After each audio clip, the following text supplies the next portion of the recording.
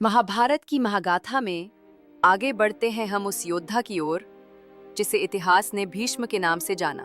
देवव्रत, एक ऐसा पुत्र जिसने अपने पिता और पूरे कुरु वंश के लिए अपना जीवन समर्पित कर दिया। हस्तिनापुर के राजा शंतनु की पहली पत्नी गंगा के साथ विवाह हुआ, लेकिन उसके बाद वो अपने वचन के कारण अपने पुत्रों को नदी में छोड़ देती रही। शंतनु की ये पीड़ा गहरी थी, पर वो चुप था। राजा शांतनु अपने आप से कहते हैं, मेरे पुत्र कहाँ गए?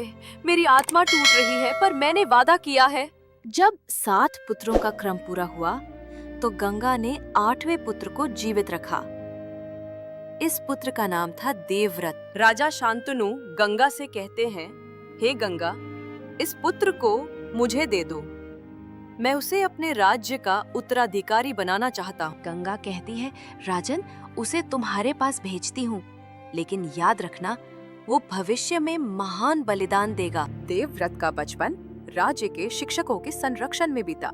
वह अपने पिता के प्रति अत्यंत श्रद्धालु और समर्पित था। राजा शंतनु की दूसरी शादी सत्यवती से हुई, जो राजसत्ता के लिए अत्यंत महत्व रखती थी। सत्यवती के पुत्रों को राजा बनाना उसका स्वप्न था, पर देवव्रत इस बात को लेकर चिंतित था। सत्यवती कहती है, राजा, मेरा पुत्र ही राज्य का अधिकारी बनेगा। देवव्रत मन ही मन, ये मेरे लिए कठिन परिस्थिति है, पर मैं अपने पिता की खुशी के लिए कुछ भी कर सकता हूँ। देवव्रत ने ऐसा निर्णय लिया जो इतिहास में अमर हो गया।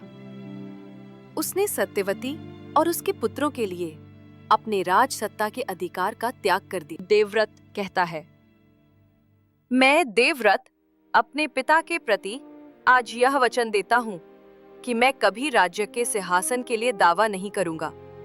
मैं अपनी मर्यादा और कर्तव्य के लिए जीवन भर बलिदान दूंगा। भीष्म का ये महान प्रण, जिसने कुरु वंश की सुरक्षा और मर्यादा को अक्षुण्ण रखा, भीष्म प्रतिज्ञा के नाम से प्रसिद्ध हुआ। भीष्म का जीवन कर्तव्य, धर्म और बलिदान का आदर्श बन गया। उन्होंने कभी अपनी प्रतिज्ञा नहीं तोड़ी, और यही कारण है कि महाभारत के युद्ध में भी उनका नाम सबसे बड़ा और सम्मानित माना गया। यही था देवव्रत, वो भीष्म जिसने अपनी प्रतिज्ञा से इतिहास की धारा को मोड़ा। महाभारत की इस महागाथा में वो नायक थे जो अपने जीवन के हर पल को कर्तव्य के लिए समर्पित कर दिया। अगर आपको ये कहानी पसंद आई हो तो लाइक और शेयर करें। महाभारत की अगली कहानियों के लिए सब्सक्राइब करें और बेल आइकन दबाना ना भूलें।